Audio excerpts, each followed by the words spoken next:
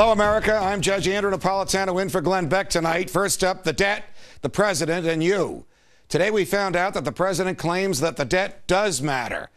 Now, for most of President Obama's tenure, he subscribed to a bogus economic philosophy that argues that government spending spurs the economy and that the government can borrow as much money as it wants in order to carry out this absurd idea.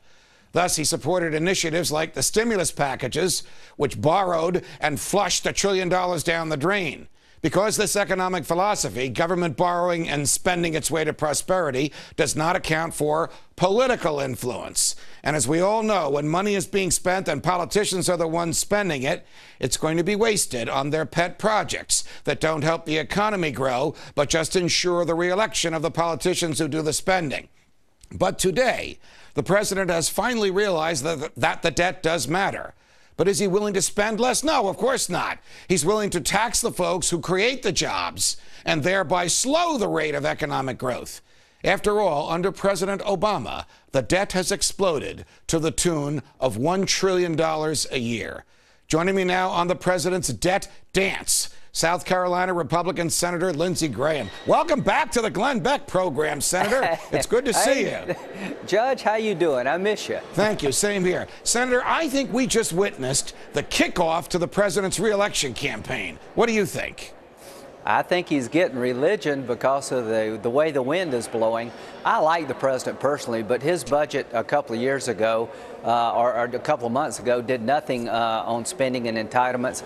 This is an effort to change his positioning, but it's a swing and a miss.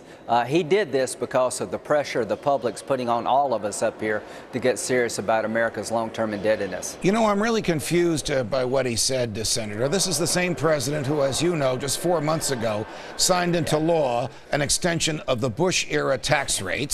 This is the same president who, when he ran 2 years before that, said he would never sign a tax break for people that he says are rich. This is the same president who really has accumulated debt at a rate faster than any president in American history, suddenly says we have to worry about the debt, but all that spending on all those social programs restated. All you folks on the left that were upset with me 4 months ago, it's the old Barack Obama back again.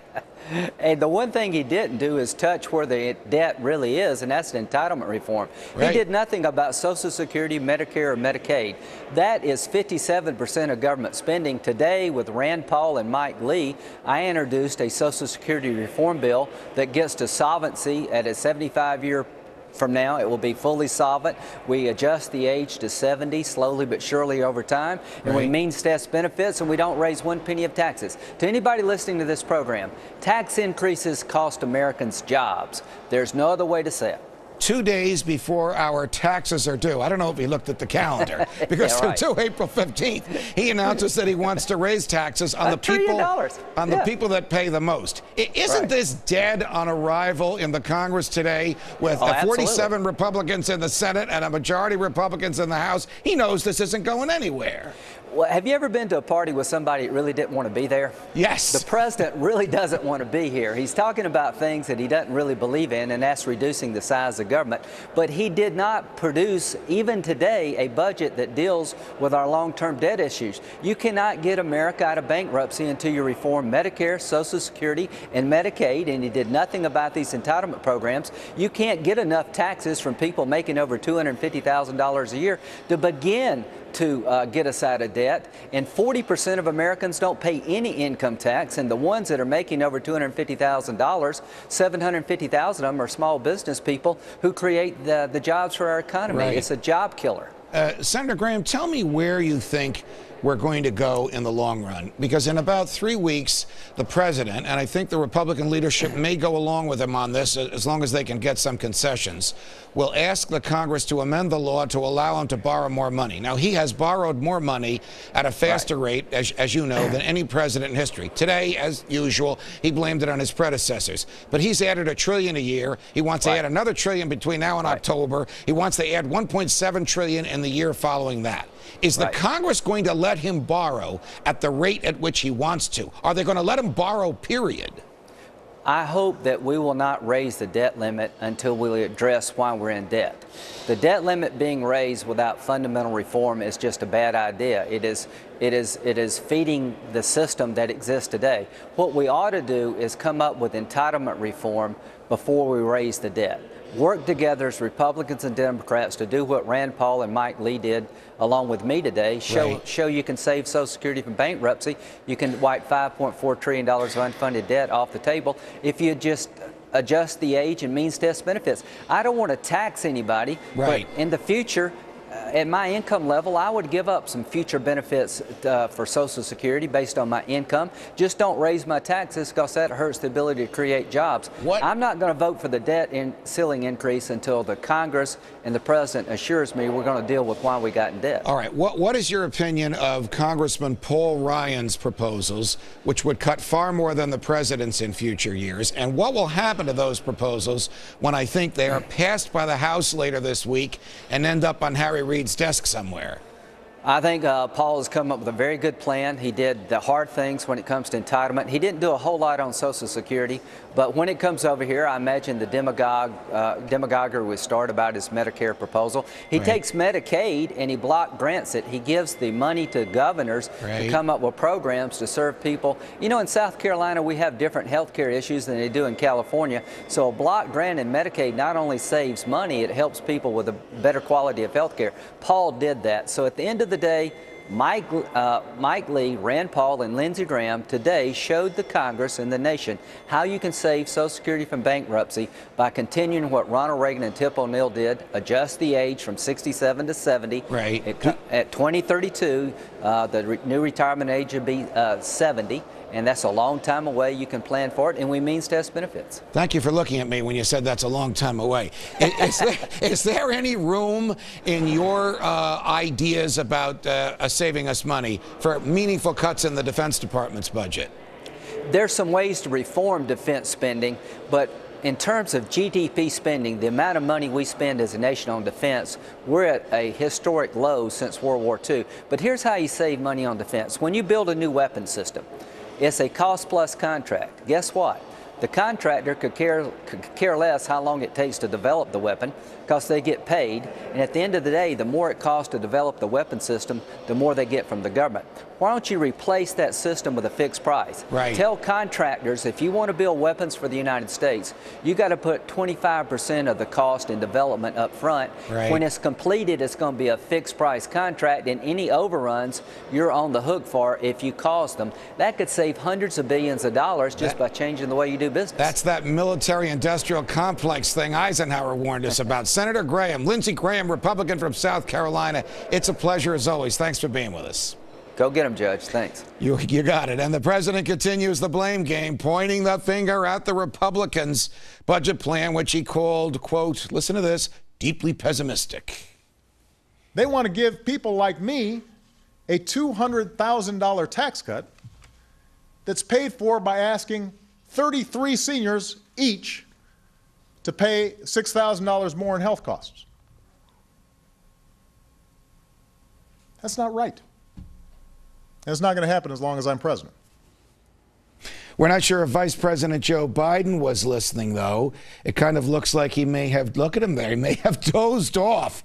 But I know someone who was listening to that speech today who did not doze off and has some strong opinions on it. Former Arkansas Governor Mike Huckabee, host of Huckabee here on Fox News, my colleague and friend, and the author of the New York Times bestseller, A Simple Government. Governor Huckabee, welcome here. Sorry to introduce you with that picture of Joe Biden sleeping, but that's really no surprise. Well, he wasn't sleeping, Judge. He was praying. He was praying that nobody will find out just how disingenuous they are about actually cutting the expenses, and hoping and praying that the American people don't catch on to the games that they're trying to hoist upon us, because I don't believe for a minute that President Obama was ever serious about reducing spending until he was sort of brought into this kicking and screaming, because the Republicans have forced him to accept that people aren't going to continue to let the government spin them into oblivion. You know, Governor Mike, I think you put your finger on on the perfect word, disingenuous. This is the same president who boasted about his negotiating skills last December when he begrudgingly signed into law an extension of the Bush-era tax rates. He praised the idea that more money in the pockets of hardworking Americans, entrepreneurs, entrepreneurial Americans who invest money will produce more jobs. Today he said the opposite. Do you think he heard something from his left-wing buddies out there who are getting a little disenchanted with him? Well, the left is very unhappy with him. He's finding himself in a very difficult position. The base that has sort of brought him to the dance, which is the far left, they're mad at him over Libya. They're mad at him for the deal that he struck on the Bush tax cuts. They're mad that he actually ended up with a deal not only to reduce spending by $40 billion, which he didn't want to do, which was an $80 billion turn from the $40 billion additional monies he wanted to spend. Right. But then John Boehner got something else out of the deal. He got standalone votes on Planned Parenthood and NPR that the Congress has never been willing to give before. So there's some reasons that the left is unhappy with President Obama. The image that comes to mind, Judge, is that of trying to push a rope. A leader can grab something with a rope and pull. President Obama has shown really an inability to understand leadership is getting in front of something, not behind it. And again, the image that I have of him in all of this is pushing the rope, not pulling it. You know, I wonder if he wasn't motivated by somebody like Paul Krugman, the Princeton professor and New York Times very, very liberal columnist, whose article on Monday, that's this past Monday, which followed the midnight deal Friday night, basically said, where's the president? He's not leading at all, because the left has been clamoring for his leadership. I think Senator Lindsey Graham agrees with me. I don't know if you heard the interview, that Yes. Today was the kickoff of the president's reelection campaign. He's trying to throw in a little bit of something for everybody, and the bottom line is that nobody will believe any of it. Well, the Republicans certainly don't believe that he's serious about reducing the deficit and the debt by believing raising taxes is the way to go about it. Right. And I want to note something. When the president talks about raising taxes, notice there's a marriage penalty here, which is, to me, very counterproductive to building a strong economy. It's $200,000 for the individual. It's $250,000 for a couple or a family, which means also a small business. So you're, in essence, penalized $150,000 if you happen to be married. Or if you're a small business, there's that penalty that's subtle, but yet it's still there, and it should be absolutely unacceptable to the Republicans to accept that. Don't you think the idea, Governor Huckabee, of raising taxes on anyone in a recession is dead on arrival? Dead on arrival because the Republicans control the House and tax legislation has to begin there, so it'll never even get to the floor. And dead on arrival because it just doesn't make economic sense. When you have bad times, the government should take less money from people, not more. I think it's very much like the situation on our border. Nobody believes we ought to be talking about what to do for illegal immigrants who are here until we secure the border. I don't think most Americans believe we ought to be talking about that we're going to raise taxes unless we first show over a longitudinal time period some actual reductions in real spending. And I'm not talking a few billion. Right. I'm talking about the kind of serious maybe reformations of these entitlement programs. It doesn't have to mean that old people and women and children are going to die. We're not talking about ripping sandwiches out of a child's hand at school. Right. What we are talking about is making the programs efficient by giving them local leadership rather than believing that somebody sitting in Washington can figure out that one size will fit all in every one of the 50 states. Governor, what would you do if you were president or if you were in the Congress now on this issue over raising the debt ceiling? In about 3 weeks, the government will be at that $14.3 trillion mark where it legally cannot borrow any more money. It hasn't the means or the intention of paying that back. And yet the president's going to go to the leaders of the House and the Senate and say, let me borrow a few trillion more. What would Mike Huckabee do? Would he authorize that borrowing? Would he put ironclad strings on it, not strings, chains? Or would he say, no, we got to stop the borrowing, we got to pay back the debt? The time to do that is now. Well, I think that Speaker Boehner has got some real leverage here because in order to get the debt ceiling raised, he's got to get Congress to go along with it. And in order for that to happen, I think the Speaker, and he said he's going to do this, is going to ask and demand that there are some very specific, concrete, visible, transparent ways in which spending is going to be cut. If he doesn't get that, I think then he ought to follow President Obama's advice when he was a senator, Senator Obama, back in 2007, when he got up and talked about Well, no, this is what is so amazing. Right. Obama has Go taken ahead. all sides of every position. In 2007, as a senator, he said voting to expand the debt ceiling would be a complete failure of leadership. Now he's had this bright light hit him on the road to Damascus, and he's seeing it all differently now. Well, you can't have it both ways. So maybe the Speaker will just take Senator Obama's position on that rather than President Obama's position on that. All right. Can I ask you on air if you're going to run for president? You can ask me, certainly. You just did. I don't hear an I'm answer. going to give you the same answer I'm giving everybody because it's the truth. I'm going to make a decision sometime by this summer, and I'll let you know. That I promise. Governor Mike, you'll come down to my office and let me know? I'll let you know. You got it. Promise. Thanks very much for joining us. Thanks, Judge. Liberals up in arms over President Obama's move to the center may need to brace themselves. His next move could alienate the left even more. That's coming up.